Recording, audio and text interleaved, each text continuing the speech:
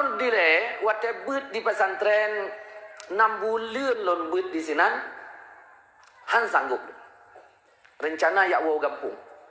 Pekemah tu dah udah siap mau berangkat. Guru saya memperhatikan dari jauh. Ini anak mau pulang kayaknya nih. Mata saya menangis, nggak tahan.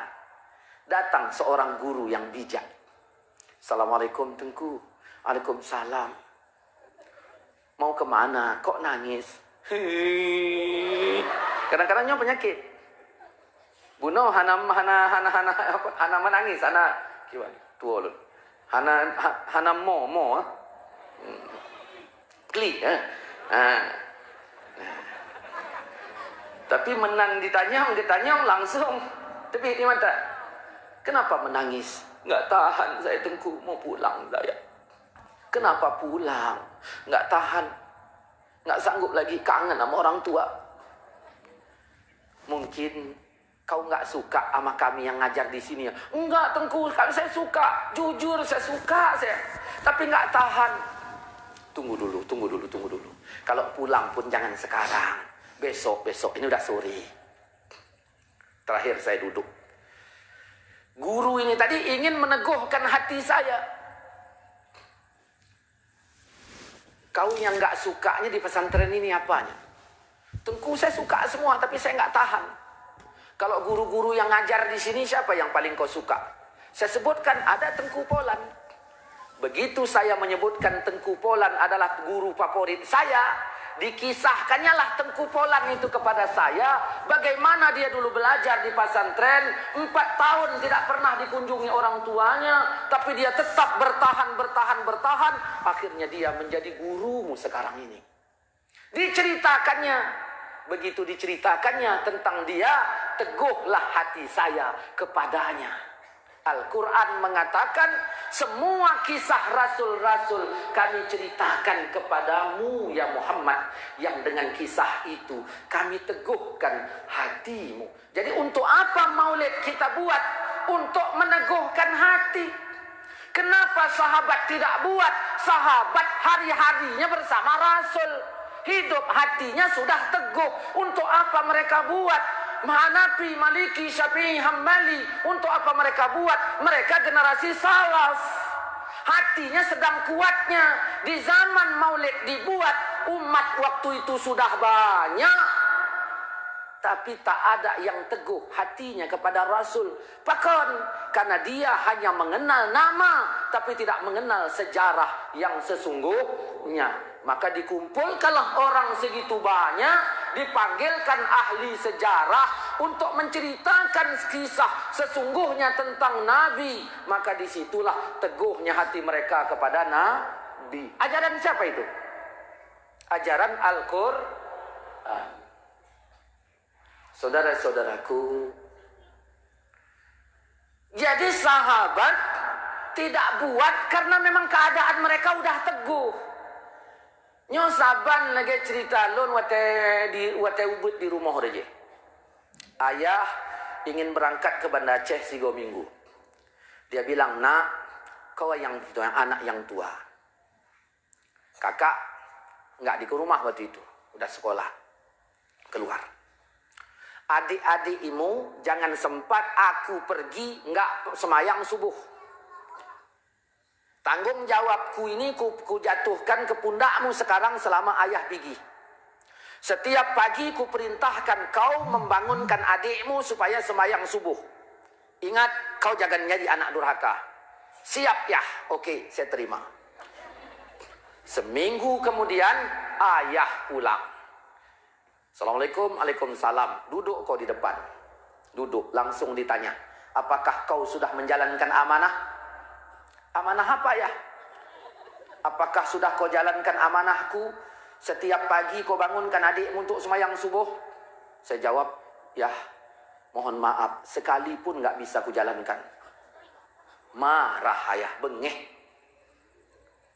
Menan ayah bengeh, ya, bek bengeh hile ayah. Ayah dengar oleh cerita lun. "Kenapa tidak kau bangunkan adikmu?" "Ya, Bukan aku tak mau membangunkan dia untuk sholat subuh. Orang bangunnya aja duluan dia. Paham? Sahabat untuk apa buat maulid? Karena hatinya sudah teguh, hari-harinya sudah bersama Nabi. Nah, pernah dengar orang palih pegah abah punya maulid jita pakon sahabat anak bubut. Pakon imam yang 4 tidak melakukan. Kenapa kita ulama Aceh yang hebat kali bikin pakon? Ini menunjukkan ulama-ulama Tanjung Jino sudah keluar dari sistem salaf. Yang menyedengar oleh Wahabi, bengih Wahabi. Perahai kalimat yang mempegah palih. Boleh jadi orang palih tamong sorga. Punya Wahabi pegah getanya bid'ah. Tamong neraka. Ada lun pegah Wahabi palih, lebih palih Wahabi. Saudara-saudaraku, seiman seaqidah yang dirahmati Allah Subhanahu wa taala. Nah, itu tujuan kita buat maulid, untuk meneguhkan hati. Ya. Kemudian timbul pertanyaan, bagaimana gembira terhadap maulid? Oh, gembira wajar. Boleh. Saya punya anak 2. Laki-laki dua-duanya. Ya. Yang tua sekarang di Yaman. Ya. Yang kedua sekarang di Jakarta. Jakarta laki-laki umurnya masih 11 tahun. Ya. Karena umur 8 tahun dulu dia berangkat. 2 hari yang lalu dia nanya, Abi, Bibi ini fokusnya apal Quran apa apal Alpiyah? Lun jawab, nak, tolong hafal Alpiyah dengan mahir. Kenapa enggak hafal Quran? Al-Quran bagus kita hafal. Untuk saat ini, tolong Alpiyahnya dimahirkan dulu. Karena kalau hafal pun Quran, enggak hafal isinya, kandungannya, kan susah juga. Inilah mudah-mudahan laki doa cid badron mendum, mudah-mudahan 2 anak lonyo jid ke ulama ahlus sunnah wal jamaah asy'ariyah. Nah, jadi waktu itu ya, istri saya diponis tumor, sudah minum 4 kalau nggak salah. Sehingga diobatkanlah dengan obat-obat kampung. Yang model dipanaskan batu bata, taruh di perut, macamlah. Akhirnya makin membesar. Hasil USG tidak menunjukkan itu bayi. 2 hari mau lahir, barulah ketahuan itu bayi. Alhamdulillah, saya merasa senang. Akhirnya begitu lahir anak saya lihat tak ada masalah. Alhamdulillah baik-baik. Senangnya saya luar biasa. Cuman senang itu bercampur sedih. Musabah baje golong deblo. Karena tamu rumah sakit rencana operasi untuk tuang angkat penyakit. Akhirnya ya pulanglah saya dengan senang. Karena senang tersebut dari Adam Malik mau ke Setiabudi. Lupa saya belok kiri, langsung lempang masuklah terus ke Istana Maimun. Berputar-putarlah di keliling Istana Maimun Medan. Barulah saya bingung. Saya ini dari mana mau kemana? Saya tanya sama orang, Pak, ini daerah mana? Lalu diceritakannya lah, ini daerah Kota Maksum. Oh, Bapak mau kemana? Mau ke Setiabudi. Jauh kali. Dari mana? Dari Adam Malik. Loh, kok jauh kali? Bapak orang mana? Setiabudi. Karena apa? Karena senang. Tidak ada satu orang Wahabi pun yang menghukumkan saya sesat karena menyenangi lahirnya anak saya. Tetapi seluruh Wahabi hampir menghukumkan sesat karena merayakan maulid Nabi.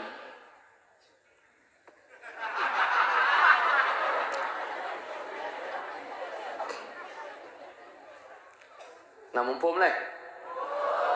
Nya nak mumpung lur wo jino. Nya malam bi ka jula. Ka. Ka le. Punya kak kaji tak duduk ni. Mana dalil boleh bersenang? Allah mengatakan wa ma arsalnaka illa rahmatan lil alamin. Tidaklah kami utus engkau kecuali sebagai rahmat untuk seluruh alam. Yang kedalil. Nyambung leh. Kiban cara tak bersambung.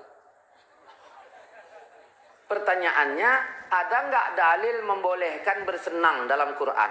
Ada. Dalilnya mana? Tidak kami utus engkau kecuali sebagai rahmat untuk semesta alam. Nyambung. Nyomeno tengku.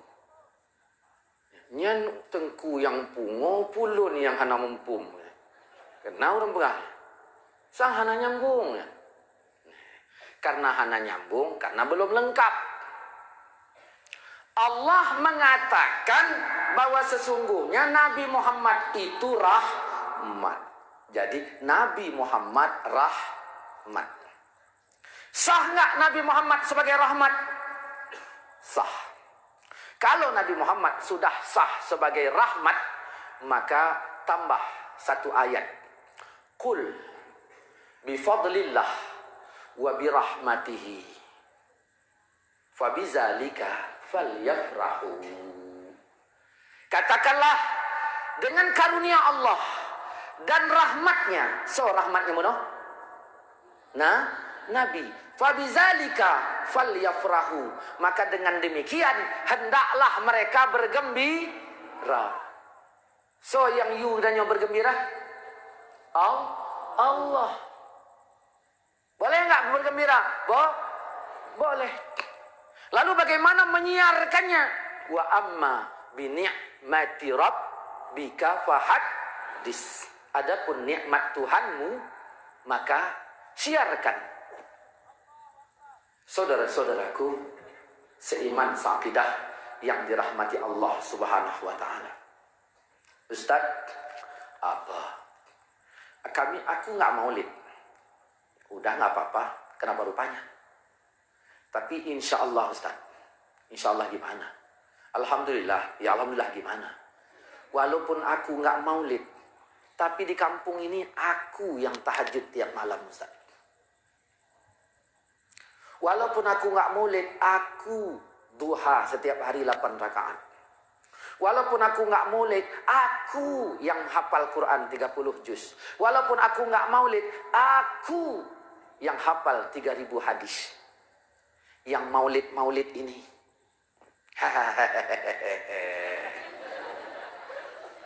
Ayat belum selesai. Katakanlah dengan karunia Allah dan rahmatnya, hendaklah mereka bergembira. Karunia Allah dan rahmatnya itu lebih baik dari apa yang kau kumpulkan. Kau katakanlah dirimu ahli hadis. Kau katakan dirimu hafal Quran 30 juz. Kau katakan dirimu tak pernah tinggal tahajud dan duha. Kau katakan kaulah orang yang paling taat. Tetapi ketika engkau benci dengan maulid Nabi Muhammad SAW, pasal itu saja udah cukup merendahkan martabatmu. Saudara-saudaraku seiman seakidah yang dirahmati Allah Subhanahu wa taala. Begitu Nabi lahir, malaikat bergembira. Bahkan Abu Jahal pun bergembira. Binatang bergembira. Yang hana bergembira cuman setan. Punya jino tambah Wahabi. Ya.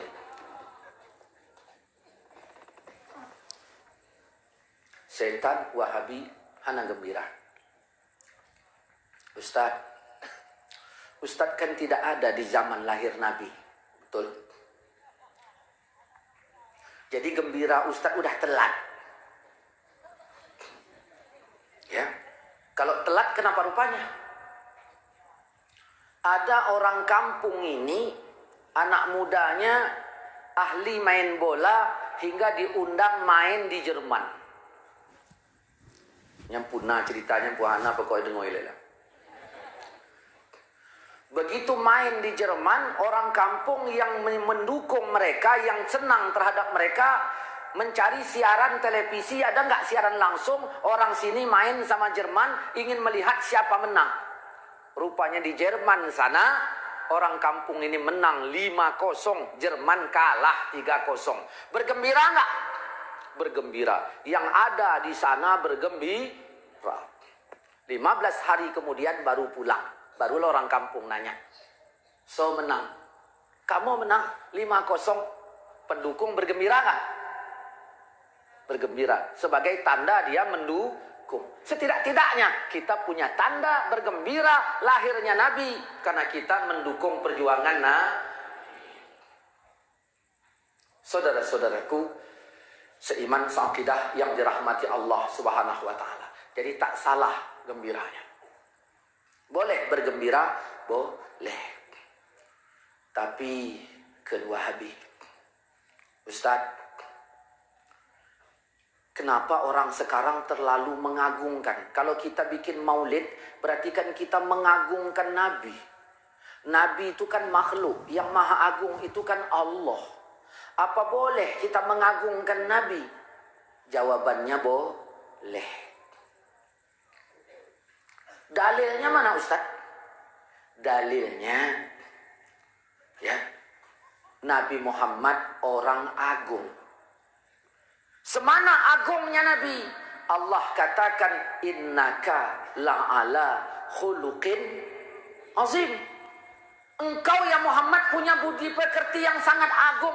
Mengagungkan yang agung ya memang pantas. Boleh nggak mengagungkan? Boleh. Dalilnya mana? Al-Quran jawab. Wa may yu'azzim hurmatillah. So mengagungkan yang terhormat di sisi Allah lebih baik baginya di sisi Tuhannya. Menyelunjak bak Wahabi, lun mengagungkan Nabi, mungkin Wahabi hana mendukung. Tapi kalau di sisi Allah, kata Allah, siapa mengagungkan yang terhormat di sisi Allah, lebih baik baginya di sisi Tuhannya. Pertanyaannya, Nabi Muhammad terhormat apa tidak? Terhormat. Dalilnya mana? An-nabiyyu aula bil mu'minin min anfusihim. Boleh. Cuman menolong kalon Ustaz. Long kalon di Aceh, di Pat Menteng, menyeperayaan maulid terlalu berlebih-lebihan. Terlalu berlebih-lebihan, kelewat batas. Nyandro ni menyentumpuk singoh dengan awak yang pegah kelewat batas. Coba pastikan batasnya di mana. Ya, biar kita tahu mana batas yang nggak boleh dilewati. Tolong tunjukkan kepadaku batasnya mana. Kan kau bilang lewat batas. Ya, batasnya mana? Tolong tunjukkan batasnya. Biar tahu. Sama seperti awak tanya Cik, kemawi di laut. Pakai perahu rayu lah. Akhirnya ditiup badai, kelewat batas. Ditangkap polisi Malaysia. Maaf Bapak, katanya. Bapak kelewat batas, Bapak kami tangkap. Bengeh dia awak Aceh. Enak aja bilang aku lewat batas. Kalau memang betul aku lewat batas, tolong tunjukkan Pak Polisi Malaysia. Mana batasnya, mana patoknya. Pak tu mau patok di laut. Lepas. Selamat pulang. Cuman cerita ini nggak tahu saya di negeri mana adanya. Kata Nabi, yang di batas jangan kau tambah. Apa kata Wahabi? Ustaz, solat maghrib berapa rakaat? 3. Kalau kita bikin 4 boleh nggak? Ya nggak boleh. Subuh berapa? Saya jawab 2. Menyata pegat le rakaat, jut, lu pegah hanjut. God puhananya. Rakaat yang kele sama yang subuh tak baca Fatihah. Fatihah God puhana. God Fatihah tak baca. Waktu rukuk tak baca subhanallahil azimi wa bihamdi. Kan bagus. Bagus. Waktu sujud kita baca subhanallah yang a'la wa bihamdi. Kan bagus. Ya bagus. Tapi kenapa nggak boleh? Ya nggak boleh. Nah, kenapa Ustadz membolehkan bikin perayaan Maulid Nabi dengan alasan bagus? Nah, maka jawabannya begini. Nabi mengatakan yang dibatas jangan kau tambah. Yang dalam kitab Matan Arba'in hadis nomor 10. Yang dipardukan jangan kau sia-siakan, baik katinggai. Yang dibatas baik kata mah, jangan kau lewati. Yang diharamkan baik kapubut. Apakah Maulid Nabi ini diwajibkan? Tidak. Oh, tidak diwajibkan? Tidak. Kalau tidak, hana kapegat, hana masalah. Karena hana wajib. Apakah dibatas? Tidak. Kalau tidak dibatas, jangan kau bilang ini kelewat batas. Apakah diharamkan? Tidak. Kalau tidak diharamkan, berarti boleh buat. Kata Wahabi, deal Ustaz. Kalau wajib, jangan ditinggal. Ternyata nggak wajib. Berarti boleh kita tinggalkan. Nggak kita bikin maulid. Kamilah orangnya.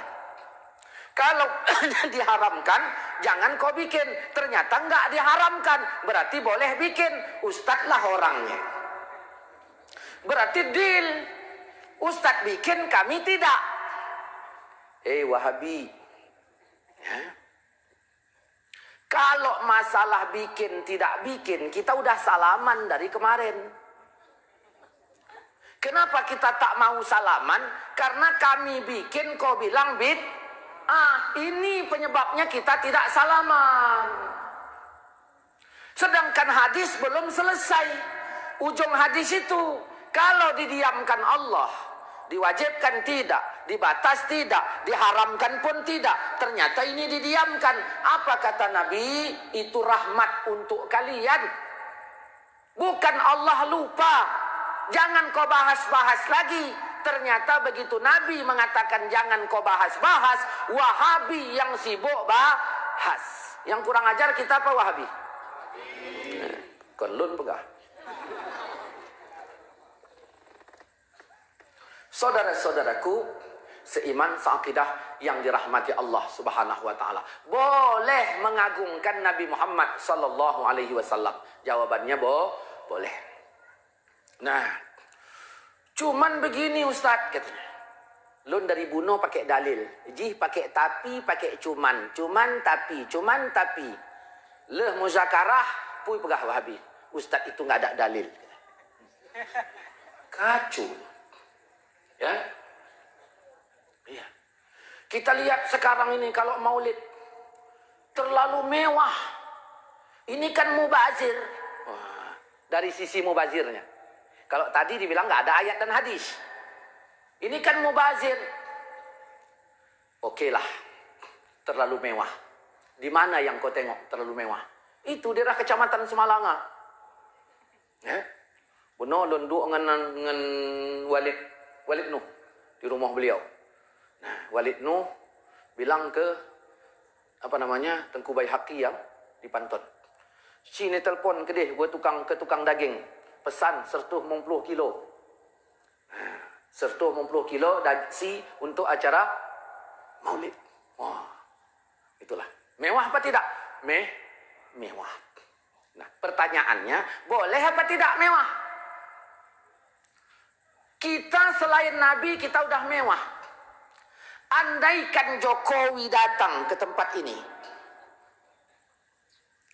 Pertanyaan saya, Kapolres di rumah apa di sini? Kalau Jokowi datang kemari, Kapolres di rumah apa di sini? Kapolsek? Polda? Dandim dan Ramil? Ya? Gesi? Camat? Bupati? Dewan? Semua di sini. Baru pertanyaan, kenapa kau datang kemari? Gimana nggak datang Ustaz? Jokowi. Siapa rupanya Jokowi? Jokowi kan presiden. Jokowi kan sama sama aku. Ya beda lah Ustaz. Jokowi presiden, Ustaz enggak. Sama. Dia mukmin, aku mukmin. Kenapa sampai kau turun kemari? Ya karena dia presiden. Oh itu. Ya, saya tanya panitia. Padum kameng rebah. Lebih sertuh tunggu. Lemah, lebih lepluh. Kebu, yang kebunya nang debu. Berarti total berapa? Total pokoknya ngemanok-manok, ngemboh manok. Pokoknya ya sekian banyak lah. Untuk apa kalian mengeluarkan dana sebegitu banyak? Ya, untuk menyambut Jokowi lah. Kenapa kalian ikhlas mengeluarkan dana segitu banyak demi Jokowi? Ya, dia kan seorang presiden. Kalau kepada presiden, kepada seorang Jokowi kalian korbankan dana sebegitu banyak dan tidak ada satu orang Wahabi pun mengatakan ini mubazir. Kenapa kepada Nabi kau katakan mubazir? Kau baca Al-Quran, An-Nabiyyu aula bil mu'minin min anfusihim. Nabi hendaknya lebih utama. Dari sisi manapun. Dari sisi manapun. Tidak ada celah untuk Wahabi mengatakan bahwa maulid ini salah, berdosa. Tidak ada. Kalau diangkat dengan musyawarah ilmiah. Tetapi Wahabi cik lagi nyandro je. Cik lagi nyan. Saudara-saudaraku seiman seakidah yang dirahmati Allah Subhanahu wa taala. Jadi maulid ini bagus. Kalau tidak ada maulid, kita tidak mengenal siapa Tuhan kita.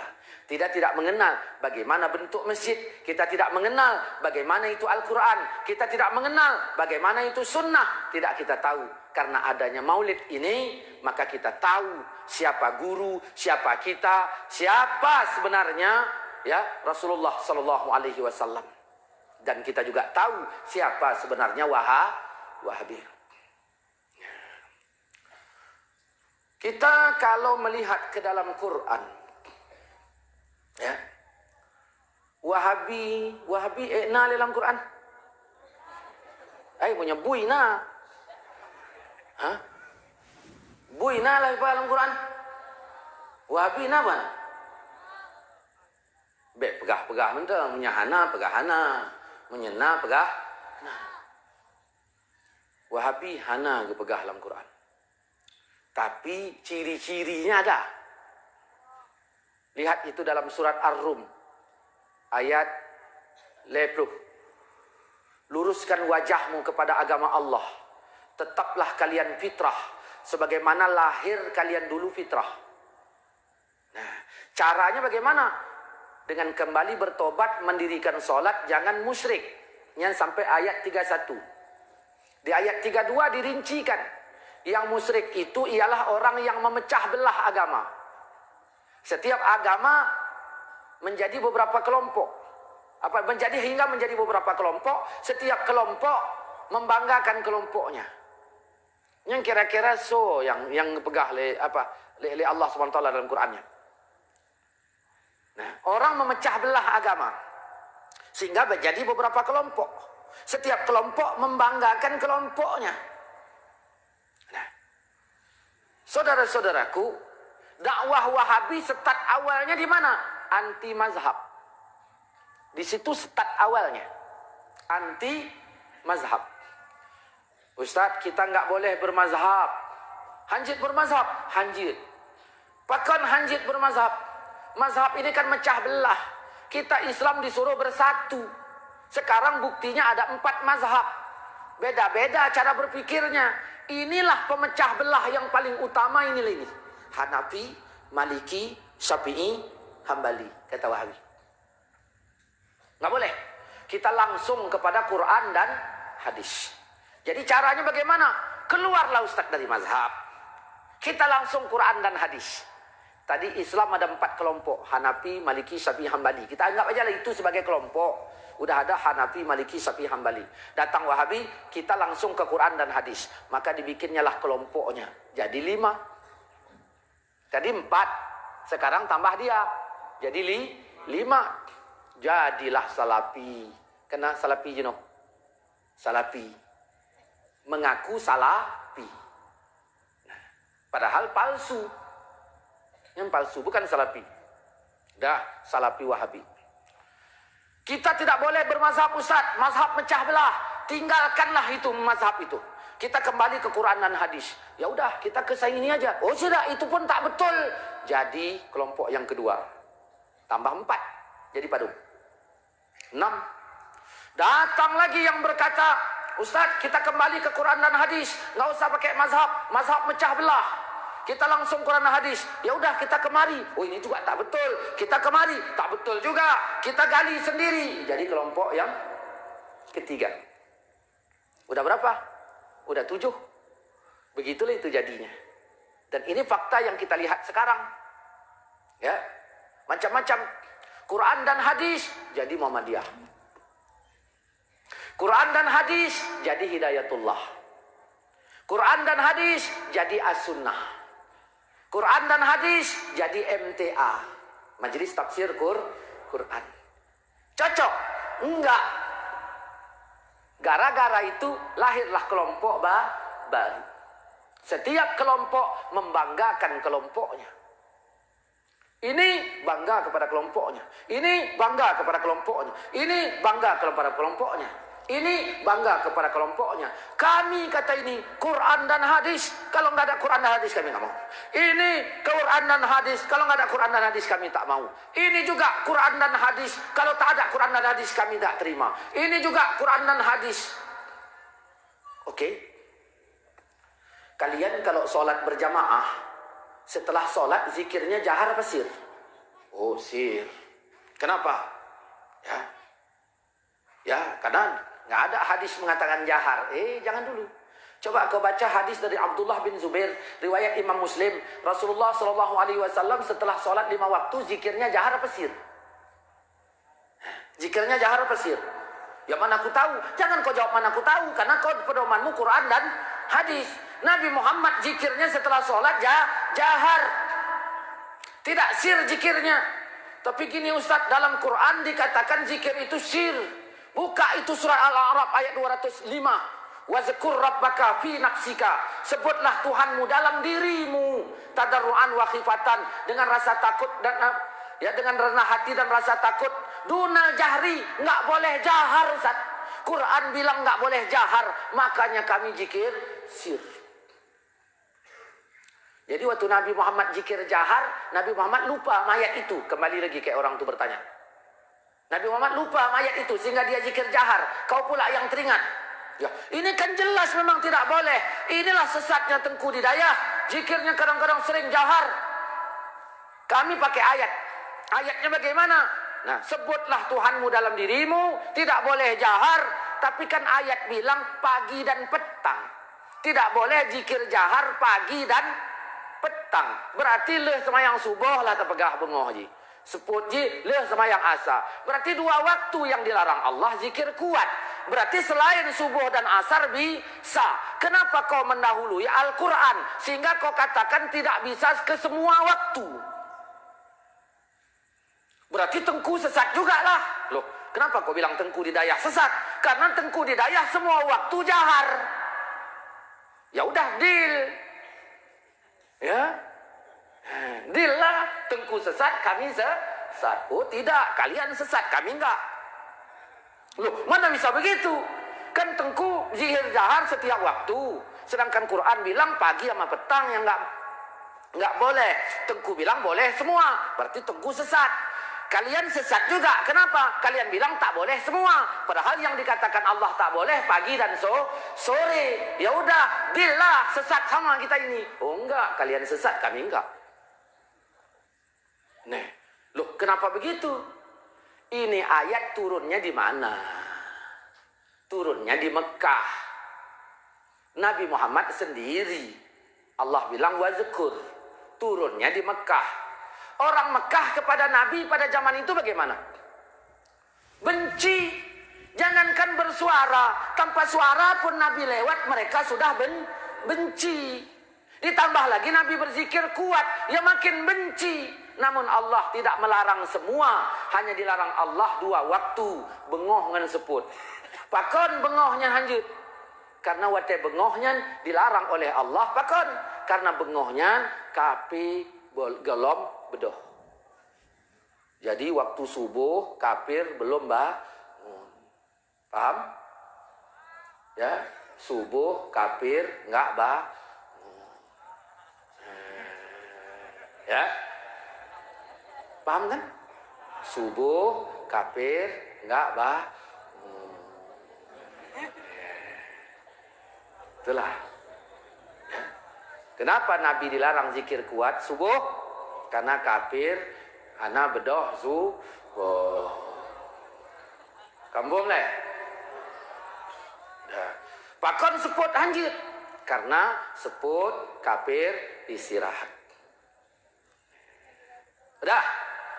Saking kan bencinya orang kafir kepada Nabi, tak layak lagi Nabi tinggal di Mekah, diperintahkanlah Nabi hijrah ke Madinah. Begitu Nabi Muhammad hijrah ke Madinah malam itu, diperintahkanlah Ali untuk mengisi tempat tidurnya.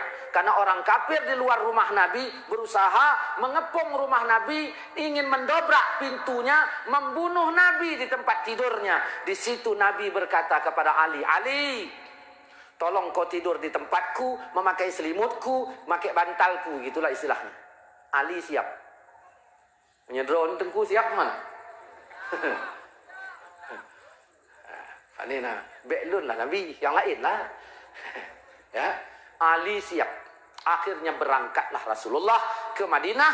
Setelah di Madinah berusaha, akhirnya bagaimana? Ini kota Mekah menjadi kota kaum muslimin. Begitu kota Mekah sudah menjadi kota kaum muslimin, maka turunlah ayat surat Taubah ayat 28. Innamal musyriku najasun, sesungguhnya orang musyrik itu najis, maka tidak boleh mendekati Masjidil Haram. Lalu dibuatlah, diukur bentang wilayah, mana timurnya, mana baratnya, mana selatan, mana utara, maka disebutlah ini tanah haram. Sehingga tak boleh masuk ke dalamnya kecuali orang Islam. Innamal musyrikun, sesungguhnya orang musyrik itu najis. Datang sebagian kelompok Islam sekarang, diambilnya ayat itu dikantonginya. Yang musyrik najis. So yang musyrik, yang kontanyo nya najis. Jadi siapa yang masuk ke masjidnya disamaknya. Nah, pernah dengar ya aliran yang lain? Yang disamaknya, kalau kita masuk ke masjidnya, ya, kalau dulu LDII itu, ya, kalau masuk kita ke masjidnya disamaknya tuh. Saya begitu masuk ke masjidnya, saya tengok, wah, masjid LDII. Wah, ini keluar bakal disamak ini. Oh, sebelum keluar jalan saya. Jalan saya pegang bintih-bintih manun mat. Lun mat manun. Anak jadi sama. Saudara-saudaraku, seiman sakidah yang dirahmati Allah Subhanahu wa taala. Setelah kota Mekah menjadi kota kaum muslimin, maka turunlah ayat. Wa fazkurullah, kata Allah. Berzikirlah kalian kepada Allah. Berzikir yang kiban, yang lagi uroje, hanjir para Yesu. Kan seperti kalian membanggakan nenek moyang kalian, seperti kalian menyebut nenek moyang kalian, atau lebih dahsyat dari itu lagi. Ternyata di sini Allah menyuruh zikir seperti orang Arab menceritakan nenek moyangnya. Apa bedanya pemuda Arab dengan pemuda Aceh? Sama. Kalau cerita masalah bangga nenek moyang sama. Atukku terkenal di kampung tuh. Kalau manjat kelapa kalah bajing. Wah, bajingku bahasa Tanyo. Tupe. Kalah tupe. Ikhlas yang lain. Hana, memang atukku nggak jago sedagu atukmu, aku akui. Tapi kau dengarkan dulu, atukku perkara kerate itu batu besar sekali kerate belah 4. Atukmu bisa. Tunggu dulu, kata yang satu. Atukku memang nggak bisa manjat kelapa karena badannya gendut.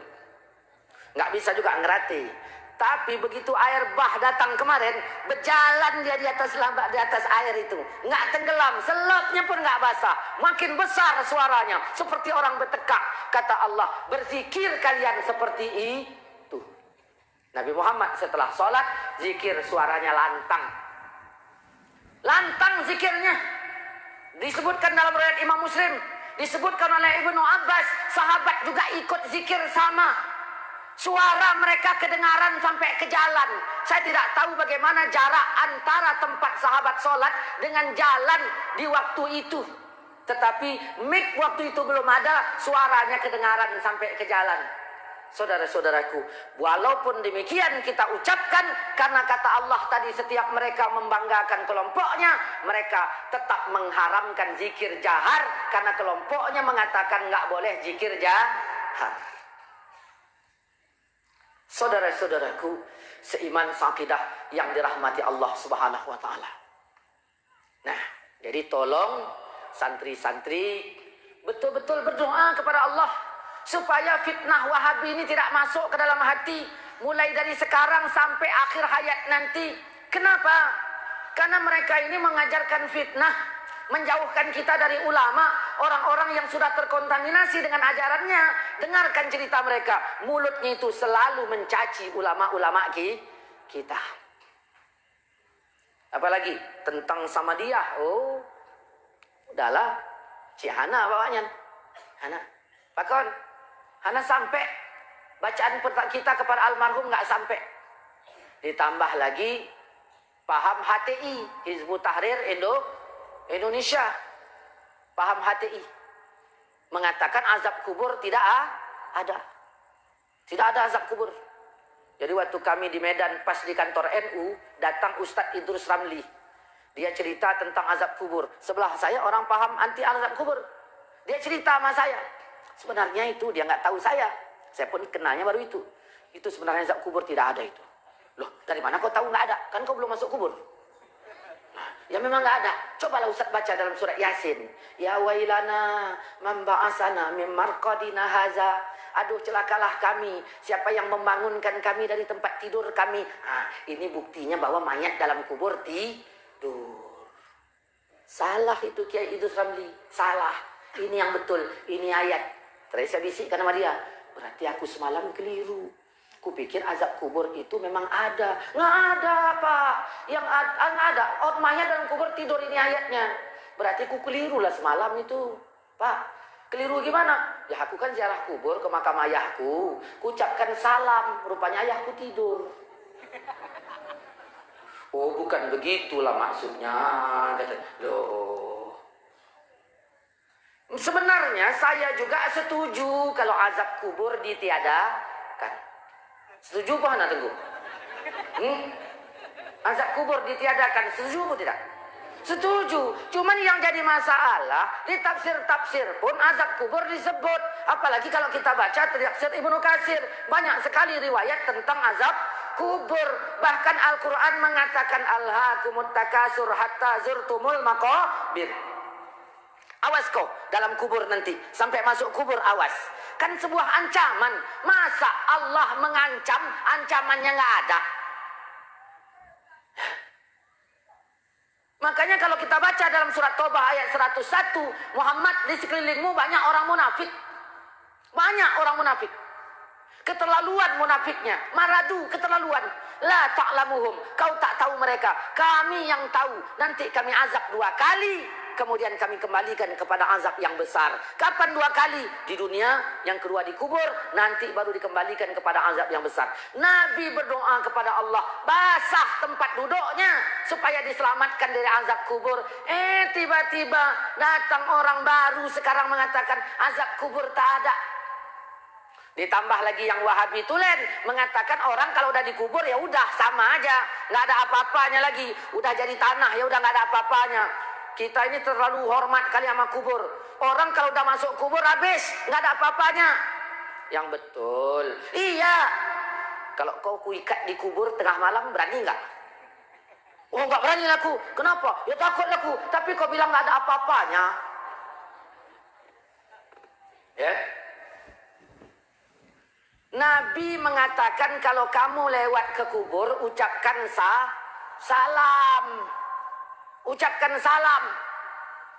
Ini menunjukkan yang hidup kepada yang mati nyambung.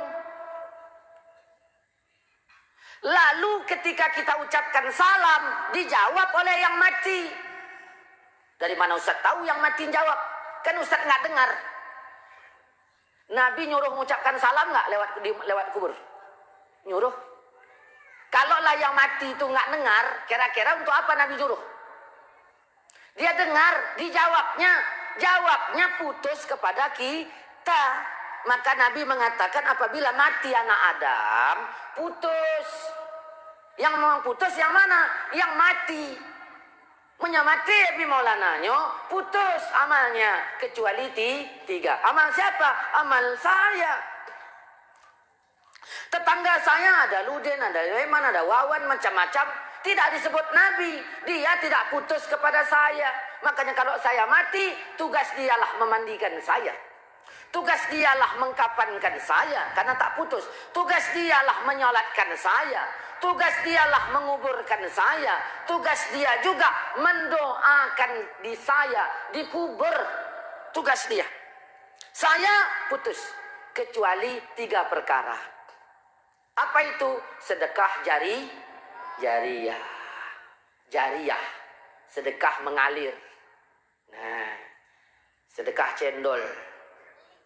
Nah, sedekah ini buat minum cendol ini. Menan gejip, lejup, kemudian mengalir. Inilah sedekah mengalir. Menyeboh rum-rum, mengguling. Jadi sedekah yang mengalir, ya, wakaf. Wakaf. Ya. Nyodayah. Perle dana. Bapak, na rezeki.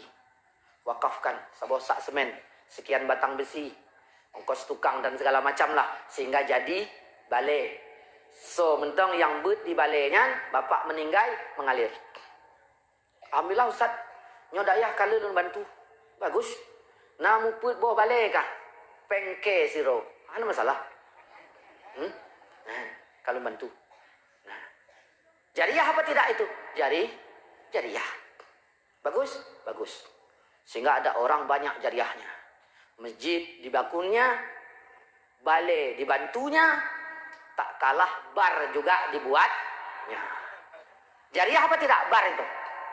Jariyah juga. Masuk orang ke masjid, salat berjamaah, ngalir pahala ke dia. Ngaji orang di balai, ngalir. Masuk orang ke bar,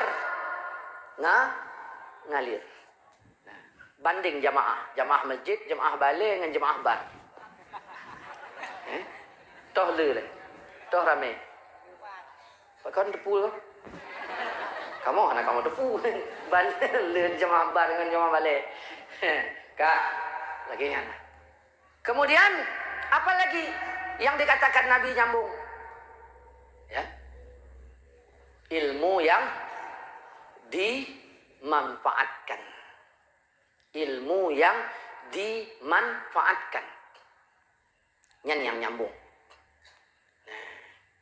Don tengah duduk, nah si dua anak muda. Sini dulu. Siapa namamu? Oh, nama saya Wawan Ustaz. Bagus. Kau sudah ngaji? Belum, aku nggak tahu Quran. Ada nggak waktumu? Banyak Ustaz. Aku pengangguran, nggak ada kemana-mana. Kalau ada waktumu, nanti selesai sholat isya datang ke rumah. Ku ajarkan kau ngaji. Saya ajarkan dia ngaji, lebulin, carong buat Quran. Tajwid, makhraj, bagus. Akhirnya ilmu saya pun habis. Ustaz, aku udah ketagihan ini menimba ilmu. Udah habis ilmuku. Udah habis. Yang lain lagi nggak ada. Yang lain lagi nggak ada. Pasti ada, nggak ada lagi. Tolonglah Ustaz ajarkan ilmu apapun jadi. Oh, kalau gitu banyak. Ilmu apapun jadi kan? Ya, itu banyak. Apa itu? Kau pernah main judi? Oh, sering. Main dadu? Oh, ada. Pernah menang? Belum. Gini tekniknya supaya mau menang.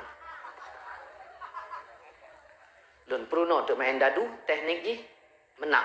Ya, supaya menang. Sehingga alimlah dari Lun Buno 2 ilmu. Yang pertama ilmu Quran, yang kedua ilmu main dadu. Dah, meninggal saya. Lalu datang si Wawan membaca Quran. Dimanfaatkannya ilmu saya. Kapanpun dia baca Quran, ngalirlah ke saya. Masuk bulan Ramadan, oh, di pamflet dipasang hanjir main judi, macam-macam lah. Dia tak mau main judi. Dia baca Quran selalu, ngalir ke saya. Malam 29 Ramadan, khatam Quran. Malam 30, malam Lebaran, main dadu. Ngalir ke saya. Maka inilah yang dimanfaatkannya. Makanya Bapak Ibu menyena ilmu-ilmu yang hanagot, baik pegah-pegah Pak Gok. Takut nanti diamalkan jadi jariah. Ini kadang-kadang lagi jamun urejis. Lun alhamdulillah Ustaz kata obat lun. Hana mentogel le. Hana mentogel, hana. Tapi nyumbang mimpi sering. Nyumbang mimpi. Apa ya? Pun melumpau berkelam. Melumpau meluar. Meluar Vietnam. Ya, langsung. Jadi kalau ada orang bertanya tentang nomor-nomor, jangan jawab. Takutnya nanti kita kena. Jadi kalau ditanyanya juga, kalau mesti ku jawab bagaimana? Jawab banyak supaya dia bingung. Ustaz tadi malam mimpi apa? Aku tadi malam mimpi buaya. Oh buaya 46. Terus itulah buaya ngejar aku, naik pula dia ke darat. Karena aku tak sanggup lari, ada kuda, naik aku di atas kuda. Oh kalau kuda 02, 4602. Kamu mang di peng 5.000. Anak tengah bagi. Ya, menanun ada kuda, laju kuda lari sekencang-kencangnya.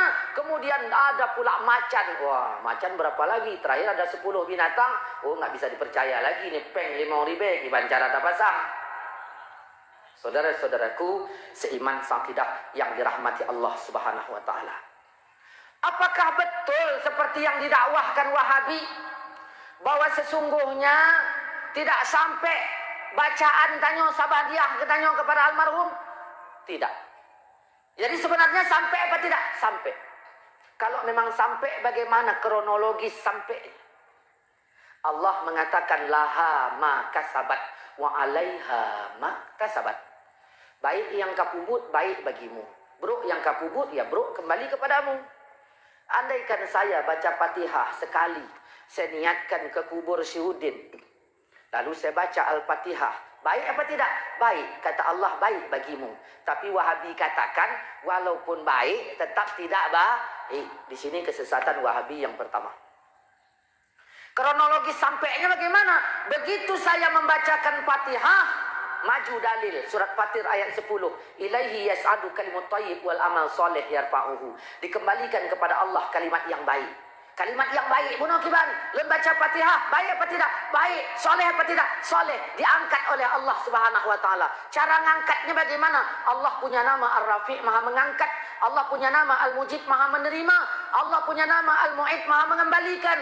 Maka Fatihah yang saya baca diangkat oleh Allah, kemudian dikembalikan oleh Allah Subhanahu wa taala. Untuk siapa? Untuk saya, karena dalilnya laha maka sabat. Begitu pahala ini mau sampai ke saya, Allah geser ke kubur si Wawan. Kenapa bisa tergeser ke sana? Karena ada dalil mengatakan hanya saja segala amal itu dengan niat. Wa innamal likulli imri'in manawa. Dan tiap-tiap seseorang apa yang diniatkannya. Karena niatnya tadi kepada almarhum seseorang, maka dengan dalil inilah kembali ke sana. Sesuai dengan kata Nabi, Al-Fatihatu lima quri'at lahu. Fatihah dapat dibaca kepada sesuatu yang dimaksudkan. Makanya ada ilah hadratin Nabi, ila ruhi Polan bin Pulin. Saudara-saudaraku, di sini bedanya kita dengan Wahabi. Jadi banyak perbedaan katanya dengan Wahabi. Lain long cara semayang. Ya, macam-macam cara semayang. Menyatakan lon jaro, oh macam-macam. Nah yang menu-menu. Yang samping wiwunennya hana khusyuk. Ya. Kalau di Medan ada lagi yang gini-gini. Ya. Ada yang pelan-pelan. Ada yang kencang kali. Ada yang gini dia goyangnya. Iya, memang fakta ini. Macam. Nah, pertanyaannya mazhab itu dulu ada nggak? Ya memang ada. Cuman yang ada dalam mazhab bukan kencang, tidak. Kalimat Allah, at-tahiyatul mubarakatus salawatut thayyibatu lillah. Turun lagi. Assalamualaikum ayyuhan nabiyyu wa rahmatullahi ta'ala wa barakatuh. Turun lagi. Assalamu alayna wa ala ibadillahi salihin. Turun lagi. Asyhadu an la ilaha illallah. turun lagi. Wa asyhadu anna Muhammadar Rasulullah, turun lagi. Allahumma sholli ala sayyidina. Kalimat Allah naik. Sedangkan ya makin kita tengok kencangkannya lagi. Sehingga ada orang bingung aku Ustaz. Yang mana yang betul? Sebelahku dia gini. Agak jauh sedikit. Yang dekat sama aku gini. Apa artinya Ustaz? Yang mana aku tahu? Kau tanya sama dia. Ya kira-kira apa? Nah, kalau kira-kira bisa aja, tapi belum pasti. Nah, yang tadi gini, itu mainkan pahamnya. Yang sebelahku tadi gini maksudnya apa? Maksudnya supaya kau jangan nengok. Bisa jadi. Ini kan yang mana aku tahu aslinya. Jangan nengok. Nah, tapi belum pernah aku tengok yang gini. Nah, ini pakai melo namanya. Macam-macam. Tapi apapun ceritanya, mereka anti dengan fatwa ulama. Anti dengan fatwa ulama. Saudara-saudaraku seiman sakidah yang dirahmati Allah Subhanahu wa taala. Apa sih tujuan Nabi dibangkitkan? Untuk menyempurnakan akhlak. Kenapa sih Nabi dibangkitkan? Untuk menyempurnakan akhlak. Apa yang terjadi pada zaman itu? Zaman itu Tuhan mereka kenal Allah sebagai Tuhan. Tapi sebagai Tuhan yang jauh. Mereka hanya kenal nama, tapi yang mereka sembah adalah patung. Kenapa demikian? Karena jauh sebelum Quraisy menguasai kota Mekah, ada lebih dahulu Bani Jurhum. Bani Jurhum dulu menguasai kota Mekah bagaimana? Ada seorang suku Bani Jurhum bernama Baghi, punya anak laki-laki namanya Isaf. Ada yang satu lagi namanya Dik, punya anak Nailah. Isaf seorang laki-laki yang ganteng, Nailah seorang perempuan yang cantik. Lalu laki-laki dan perempuan ini tadi berzina di dalam Ka'bah sehingga Allah kutuk menjadi patung. Lalu patung ini dikeramatkan oleh Bani Jurhum, yang satu ditaruh di atas bukit Safa, yang satu di atas bukit Marwah. Ketika mereka sa'i, mereka usap minta berkat dari patung tersebut. Saudara-saudaraku, begitulah pada zaman itu. Tibalah masanya, ya, Bani Khuza'ah mengusir Bani Jurhum. Maka entah kemana perginya, singkat cerita supaya tak panjang cakap. Nah, Bani Jurhum lebih dahulu menutup sumur Zamzam, sehingga pada zaman atuk Nabi kita bernama Abdul Muthalib, mereka orang Quraisy tahu nama sumur Zamzam, tapi letaknya entah di mana. Yang membuat Abdul Muthalib bingung. Apa yang membuat dia bingung? Orang haji makin tahun makin banyak, stok air tak cukup. Sedangkan dia pimpinan Mekah pada zaman itu, malu di masa kepemimpinannya tak cukup penyediaan air untuk jemaah haji. Ditambah lagi orang-orang yang berada di Mekah, kehidupannya ialah dari orang yang datang. Akhirnya beristirahatlah di Hijr Ismail. Maka mimpilah Abdul Muthalib, datang orang pakaian putih. Berkata, wahai Abdul Muthalib, kau gali sumur Zamzam. Terbangun, dipanggillah seluruh orang Quraisy, pembesar Quraisy, diberitakan kisah ini. Kata mereka, di mana wahai Abdul Muthalib? Tak tahu aku di mana, tapi suruhnya gali. Kalau begitu tidurlah di tempat yang tadi supaya mimpi, tidur lagi, mimpi lagi, alamat tak tahu. Akhirnya kali yang ketiga barulah mimpi, wahai Abdul Muthalib, gali sumur Zamzam. Cari lokasinya antara dua patung yang sangat dimuliakan oleh kalian, yaitu di antara Safa dan Marwah. Tempat yang paling kotor, yang banyak kotoran dan darah. Di tempat itu ada gagak mematok-matok. Di situ ada sarang semut ke bawah. Kau gali di situ. Begitu terbangun, hati atuk Nabi senang karena petunjuk telah ada. Cuman yang jadi masalah, bagaimana cara mengembalinya, sedangkan tempat ini tempat yang paling disucikan oleh kafir musyrikin Mekah. Apa kata hati Abdul Muthalib? Akhirnya dia memerintahkan anaknya Haris, karena dia belum punya anak laki-laki. Ya baru itulah itu Haris itu. Maka dibawanya Haris, ayo ikut ayah, kita gali sumur Zam-Zam, kau jaga orang, ayah yang gali. Baru beberapa kali dicangkol, mengundang 1000 mata datang hadir, memaki-maki atuk Nabi, wahai ketua, wahai pimpinan, kenapa kau gali, kenapa kau rusak tempat suci kita? Diberi alasan sudah tak mempan lagi. Akhirnya disitulah atuk Nabi merasa kecil. Inilah kalau anak cuma satu. Coba kalau anakku banyak, dikala orang menghinaku, kan ada anak yang membela. Akhirnya orang tetap mendesak. Disitulah Abdul Muthalib berkata, kalian mengatakan ini tempat suci, apa yang udah kalian buat dengan tempat ini? Paling kalian baru menyembelih onta, menyembelih sapi. Kau dengar ya cakapku ini ya, ini merupakan nazarku ini ya, kata Abdul Muthalib. Kalian dengar ya, andaikan aku dikaruniai Allah 10 anak laki-laki, akan kusembelih salah satunya di tempat ini. Mengundang kaget warga Mekah, karena tidak ada yang bernazar menyembelih anaknya kecuali satu dahulu, yaitu Nabi Allah Ibrahim. Mundurlah mereka semua, mundur, dibiarkanlah anak dengan ayah mencangkoli. Setelah dalam, dapatlah rupanya harta karun, 2 patung emas dan peralatan perang suku Bani Jurhum. Begitu ketahuan ada emasnya, barulah datang meminta bagian. Jadi dari dulu udah ada sejarah yang begini. Makanya Tengku-Tengku kalau sudah alumni dari sini, kalau pulang nanti ke kampung, buatlah dulu. Biarkan orang cerita apa, pertahankan dulu, jangan ambil hati, buatlah yang murni kita buat. Silakan orang berbicara apa, nanti ketika Tengku sudah berhasil, Dayak sudah jadi, orang-orang yang dulunya benci, insya Allah lama-lama berubah. Saudara-saudaraku seiman seakidah yang dirahmati Allah Subhanahu wa taala, akhirnya dibuatlah uji undian. Maka 2 patung milik Ka'bah, peralatan perang milik Abdul Muthalib. Tahun berganti tahun, anaknya pun lahir, genaplah 10 anaknya. Umur Abdullah 17 tahun, jalan 18. Terpikirlah Abdul Muthalib tentang nazarnya.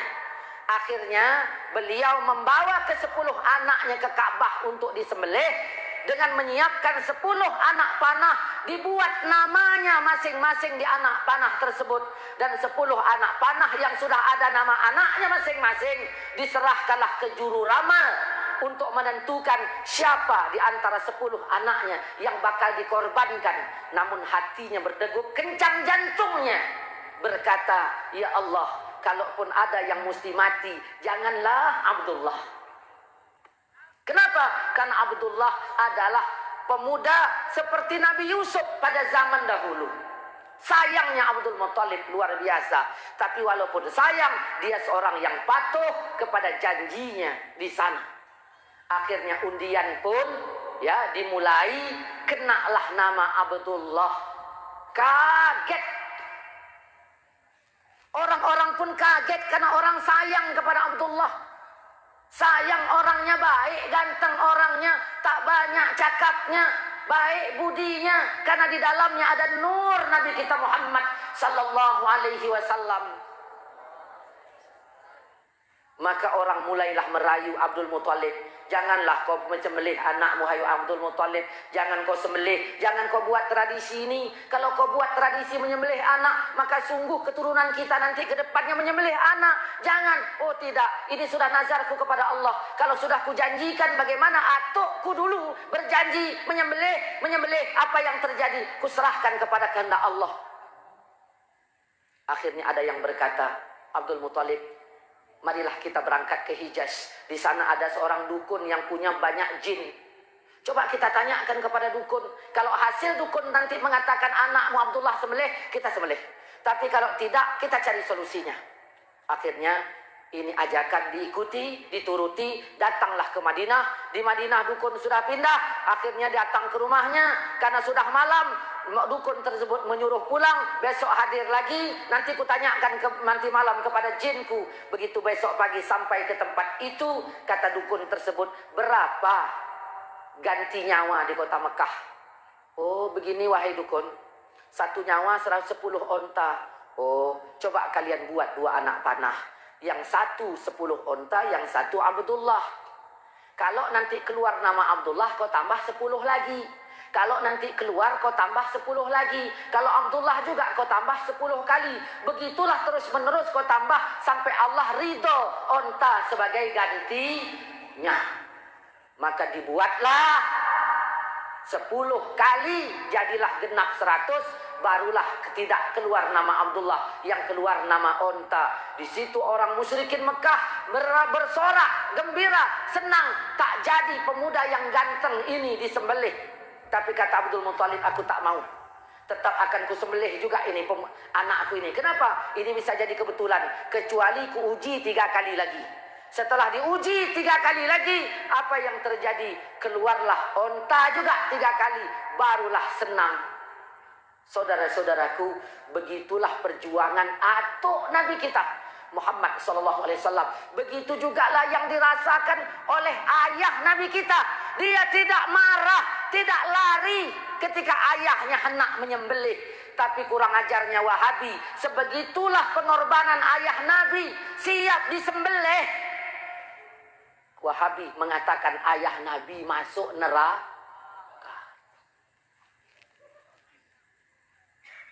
Ayah Nabi gimana? Masuk neraka. Ayahmu? Oh surga. Ini nih. Kurang ajar apa anak? Kurang ajar apa anak? Kurang ajar apa tidak? Kurang ajar apa tidak?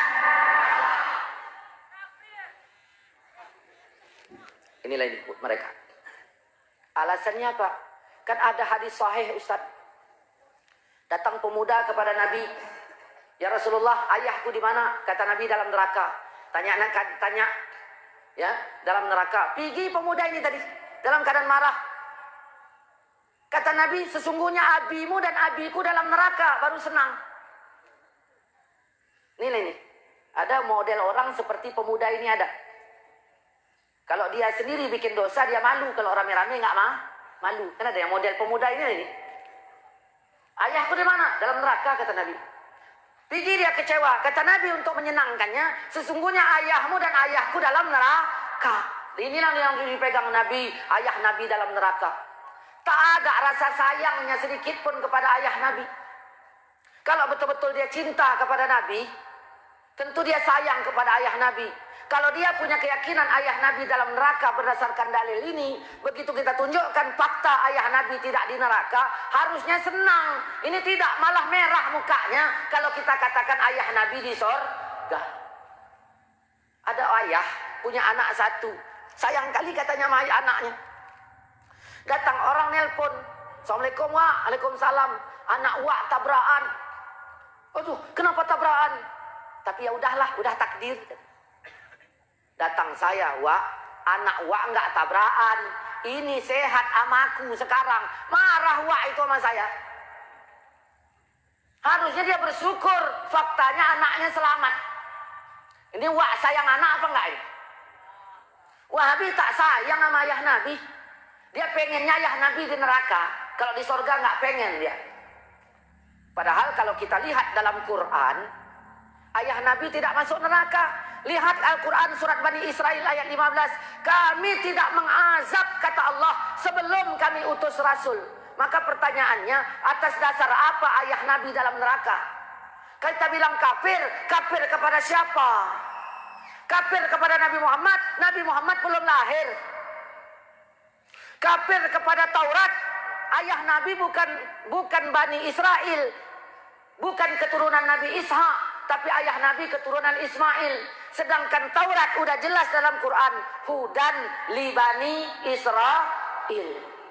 Bukan untuk Arab. Atas dasar apa? Maka Quran katakan, kami tidak mengazab sebelum kami utus Rasul. Maka disitulah ayah Nabi dan atuk Nabi. Jadi kalau begitu bagaimana dengan kata abi? Abi punya 2 makna. Ayah boleh, paman boleh. Kalau kita belajar di pesantren tentang isti'arah, kan tahulah kita maksudnya kemana. Kalau diartikan ayah kandung, berseberangan dengan Quran. Kalau kita artikan kepada paman, maka tidak bertentangan.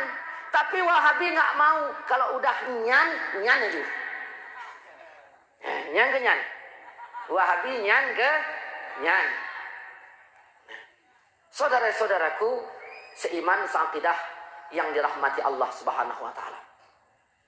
Jadi Nabi Muhammad SAW di Mekah mengajarkan akhlak. Pintu akhlak itu apa? Syahadat. Tidak dihitung akhlak dari seluruh akhlak kalau tidak bersyahadat.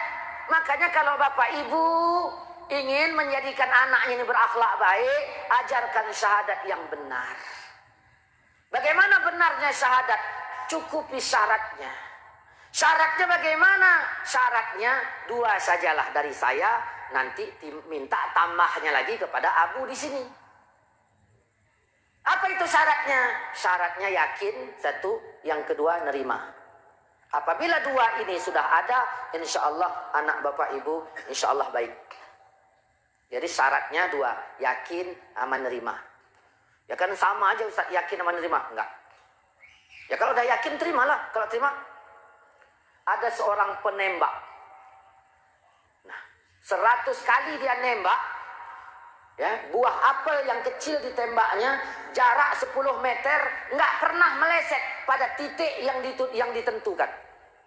Sehingga kita yakin betul bahwa ini penembak jitu. Tapi begitu ujinya di kepala kita, yakin nggak? Terima nggak? Jadi yakin dan terima. Ya, cukup dengan yakin saja? Enggak. Mesti yang kedua, yakin dan terima. Contohnya gimana? Nah, si Wawan. Ya, si Wawan main cewek dengan si Beda. Mengadu Pak Ulun. Assalamualaikum bang, Waalaikumsalam. Kenapa mukamu sedih kali? Gimana nggak bersedih?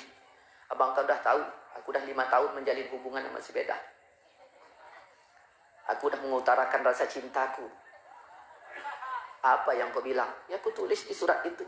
Wahai si Beda, sahabatku, terimalah surat ini dariku. Buat persahabatan di antara kita berdua. Bagaikan Adam dan Hawa yang tak dapat dipisahkan lagi. Kecuali dengan kehendak Allah Subhanahu wa ta'ala. Ya. Terus bagaimana? Tiba saatnya aku mengatakan kepada makku, bang. Makku berkata, jangan kau pilih Beda sebagai istrimu. Ma, aku cinta sama dia. Cintanya sampai jauh cinta. Pokoknya Beda. Pakon mak bengeh dengan Beda. Nyan rahasia. Pokok je be. Ay, menurut non si Bedahnya god akak je. Nyan god akai. God dengan hanap god pokok je be nyan. Pakon.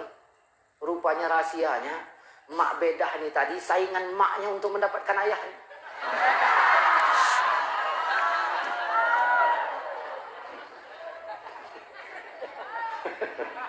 Musuhan sampai tua. Akhirnya, jadi siapa yang dipilih makmu? Bukan Beda, tapi Jenab. Aku nggak suka sama Jenab. Tapi kata makku, kalau kau menikah sama Beda, ku coret dari daftar keluarga.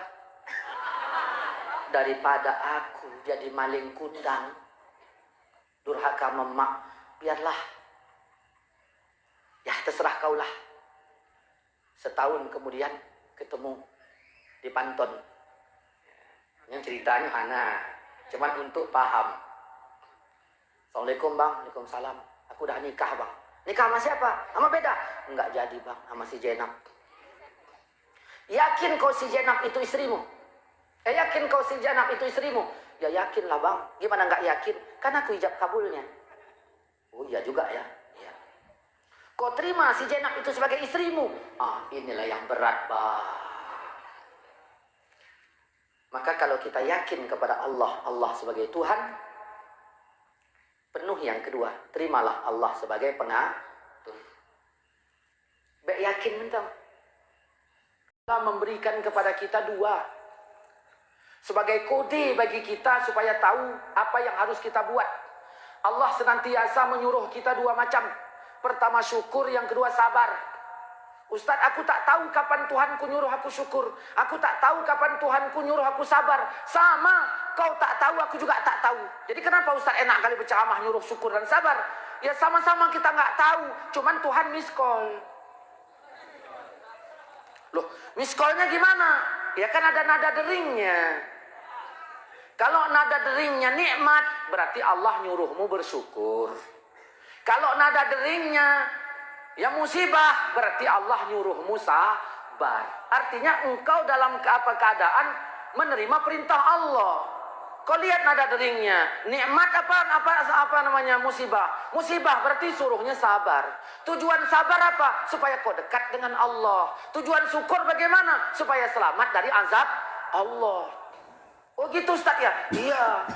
Itulah sebabnya Ustaz, aku sekarang ini nggak semayang. Loh, apa hubungannya nggak semayang? Ya aku kan terima takdir dari Allah. Aku nggak semayang, siapa yang takdirnya? Ya Allah, makanya aku nggak semayang.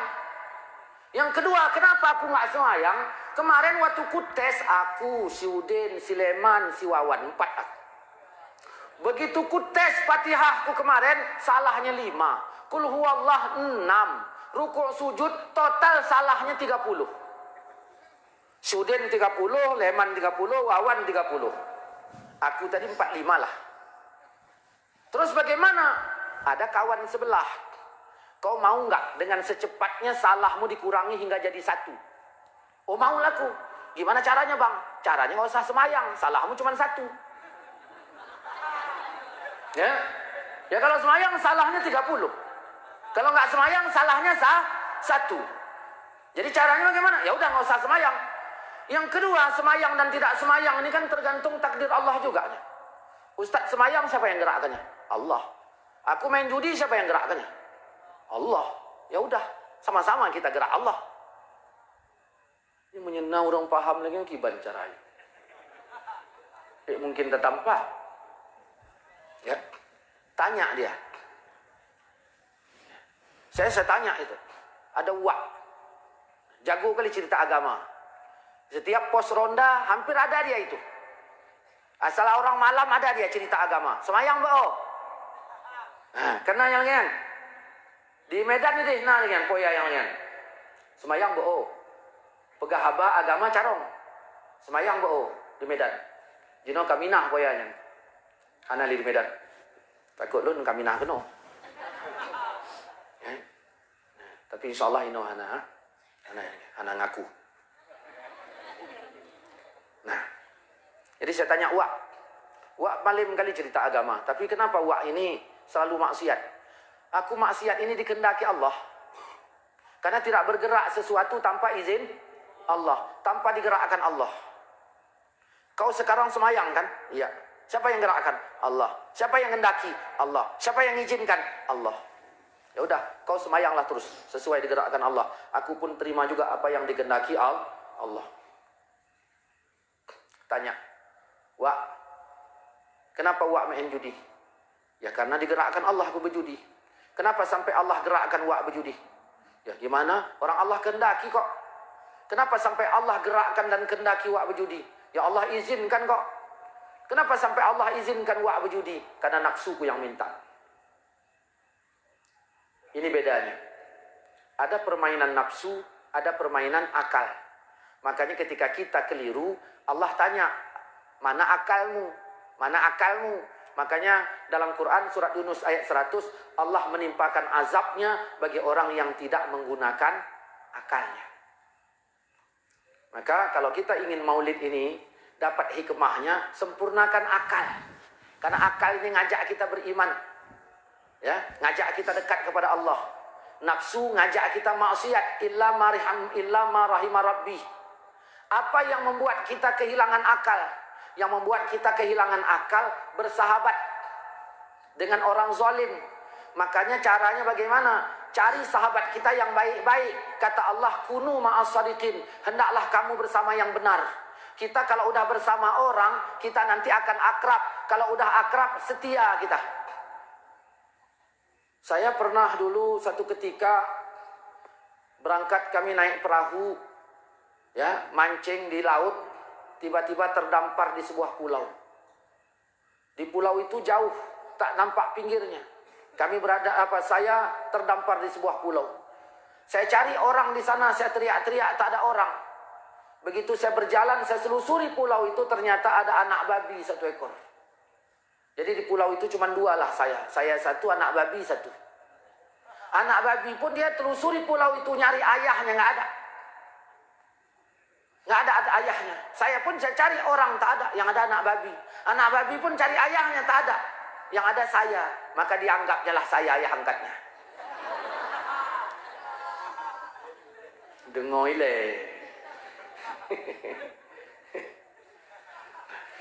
Babi ini tadi jinak. Kalau nengok saya senyum dia. Senyum dia. Ini jinak. Saya benci babi. Saya usir. Hai bui, kajak ke dia. Cuman bui pun hana ijak. Senang dia tengok saya. Pergi kau, pergi dia, nanti datang lagi. Terakhir, dasar babi kau. Dah, mata saya pun ngantuk. Saya tidur di sini, babi dekat sini. Saya lempar babi tadi, jauh dia kemari. Tidur saya, begitu bangun, babi di sini. Saya usir lagi, babi pergi. Tidur saya, bangun babi dekat. 5-6 kali, udah akrab. Akrab. Akhirnya, babi dengan saya berkawan. Kawan babi siapa? Saya. Kawan saya siapa? Yang bagus siapa? Nih. Kawan babi siapa? Saya. Kawan saya siapa? Babi. Yang bagus siapa?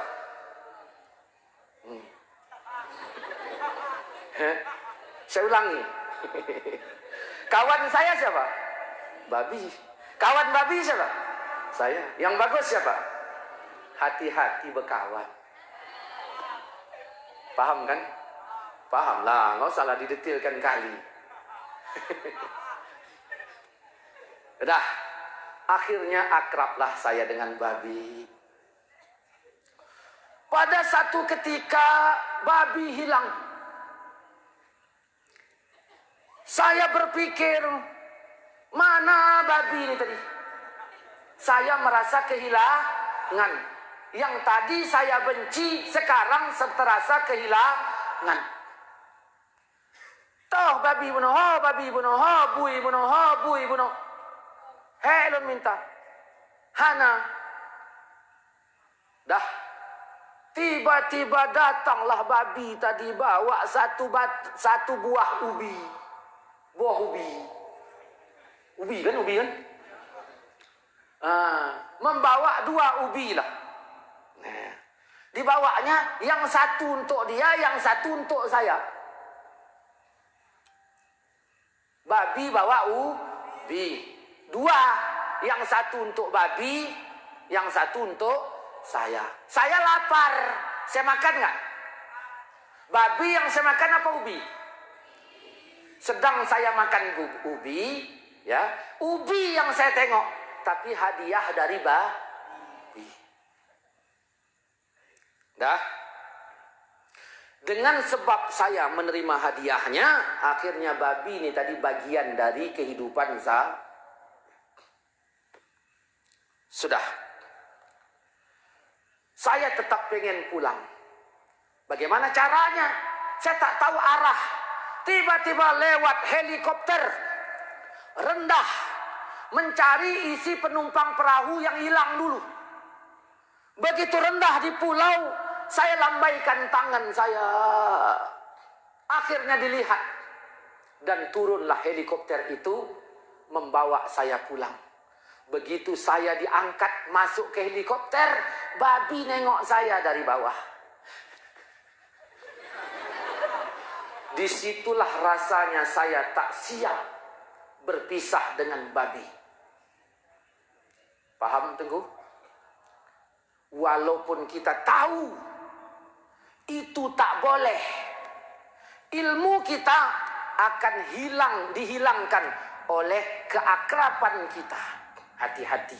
Makanya Quran mengatakan kunu ma'as shadiqin, hendaklah kalian bersama yang benar. Ustadz, kenapa imanku nggak naik? Maulid tiap hari, aku puasa Senin Kamis, kenapa imanku tak naik? Kalau kau ingin imanmu naik, caranya kau harus 3 benci. Yang pertama kepada kekafiran, yang kedua kefasikan, yang ketiga kepada kemaksiatan. Lihat Al-Quran surat Al-Hujurat ayat 7. Kalau iman kita ingin naik, 3. Tengku semuanya, hadirin hadirat, bagaimana caranya supaya iman kita ini naik? Ciptakan benci kepada kekafiran, ciptakan benci kepada kefasikan, ciptakan benci kepada kemaksiatan. Kalau 3 ini udah kita benci, ini masih dalam tanda petik. Kiban cara benci, nyan tanya babu. Mungkin lo begelah malamnya. Kiban cara tak benci, nyan tanya babu. Tapi yang jelas, benci kepada kekafiran, benci kepada kefasikan, benci kemaksiatan. Insya Allah ini yang mendongkrak iman kita naik. Jadi bukan hanya kita menghadiri maulid, tetapi disitulah kita nanti akan ditanamkan Allah rasa cinta kita kepada Nabi yang luar biasa. Semoga Allah Subhanahu wa ta'ala membukakan hati kita. Allah berikan kita taufik dan hidayahnya. Allah tetapkan kita pada jalannya. Amin ya rabbal alamin. Bapak Ibu sekalian, mari kita berdoa kepada Allah Subhanahu wa ta'ala. Semoga Allah Subhanahu wa ta'ala mengabulkan doa kita.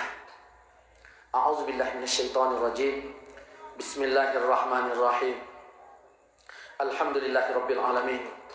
Wassalatu wassalam ala asyrafil anbiya'i wal mursalin wa ala alihi wa sahbihi ajma'in. Ya Allah, ya Tuhan kami mohon kepadamu ya Allah, seperti apa yang dipintakan nabimu, rasulmu Muhammad sallallahu alaihi wasallam untuk umat ini ya Allah. Kami mohon kepadamu ya Allah, bukakan hati kami. Berikanlah kami taufik dan hidayahmu ya Allah. Tetapkanlah kami di jalanmu ya Allah. Berikanlah kami ilmu ya Allah. Sabarkanlah kami ya Allah. Tabahkanlah kami ya Allah. Jadikanlah kami orang yang berguna ya Allah. Jadikanlah kami orang yang berguna ya Allah. Hidupkanlah kami dengan iman, matikanlah kami dengan iman. Tempatkanlah lisan kami mengucapkan kalimah La ilaha illallah. Ya Allah, ya Tuhan kami, ampunkan dosa kami ya Allah. Ampunkanlah dosa kedua orang tua kami ya Allah, jiran tetangga kami ya Allah, muslimin dan muslimat dimanapun mereka berada. Bagi mereka yang masih hidup, sehatkanlah dia ya Allah. Sehatkanlah dia ya Allah. Sehatkanlah dia ya Allah. Ya Allah, ya Tuhan kami mohon kepadamu ya Allah, tanamkanlah iman di hatinya hingga mereka menjadi hamba-Mu yang selalu sujud khusyuk ya Allah ya mujibas sa'ilin. Bagi mereka yang sudah meninggal, ampunkan dosanya ya Allah. Ampunkan dosanya ya Allah. Ampunkan dosanya ya Allah, terutama kepada kedua orang tua kami ya Allah. Terangi kuburnya ya Allah. Ya Allah, ya Tuhan kami, andaikan Engkau nanti mencabut nyawa kami ya Allah, kami mohon kepadamu ya Allah, jangan Kau sakitkan sakratul maut kami nanti Allah. Andaikan nanti kami masuk ke dalam liang lahat ya Allah, lapangkanlah kubur kami ya Allah. Lapangkanlah kubur kami nanti ya Allah. Terangilah kubur kami nanti ya Allah. Terangilah kubur kami nanti ya Allah. Terangilah kubur kami nanti ya Allah. Ya Allah, ya Tuhan kami, ampunkan dosa kami ya Allah. Yang sengaja kami melakukannya, yang tidak sengaja kami melakukannya, yang dulu ya Allah, yang sekarang ya Allah, dan andaikan kami melakukannya nanti, itu juga kami mohonkan kepadamu ya Allah. Ampunkan dosa kami ya Allah. Berikanlah jalannya ya Allah, agar kami bisa menghindarkan segala yang Kau benci ya Allah ya mujibas sa'ilin. Allahumma inna na'udzubika minasyakki ba'dal yaqin, wa na'udzubika min syarri syaitanir rajim, wa na'udzubika min azabi yaumiddin ya mujibas sa'ilin. Ya Allah, inilah doa dari kami ya Allah. Kami mohon di malam ini, kami merayakan maulid Nabi-Mu Rasul Muhammad sallallahu alaihi wasallam. Kami mohon kepadamu ya Allah, izin dari-Mu, ridho dari-Mu, agar kami dapat kesempatan mendapatkan syafaat dari Nabi-Mu Rasul Muhammad sallallahu alaihi wasallam. Ya Allah, ya Tuhan kami tak tahu umur kami yang tinggal berapa. Kami juga tak pernah menghitung berapa nikmat yang sudah banyak Kau berikan kepada kami. Kami mohon kepadamu ya Allah yang terbaik ya Allah untuk kami. Jadikanlah kami menjadi hamba-Mu yang baik ya Allah. Jadikanlah kami hamba-Mu yang baik ya Allah. Jadikanlah kami hamba-Mu yang baik. Allahumma hazat du'a'u alaika ijabah. Fasma' nida'ana wa taqabbal du'a'ana innaka antas sami'ud du'a. Rabbana atina fid dunya hasanah wa fil akhirati hasanah wa qina azaban nar. Wa sallallahu ala sayyidina maulana Muhammad wa ala alihi wa sahbihi wasallam. Walhamdulillahi rabbil alamin. Taqabbalallahu minkum minna. Assalamualaikum warahmatullahi wabarakatuh.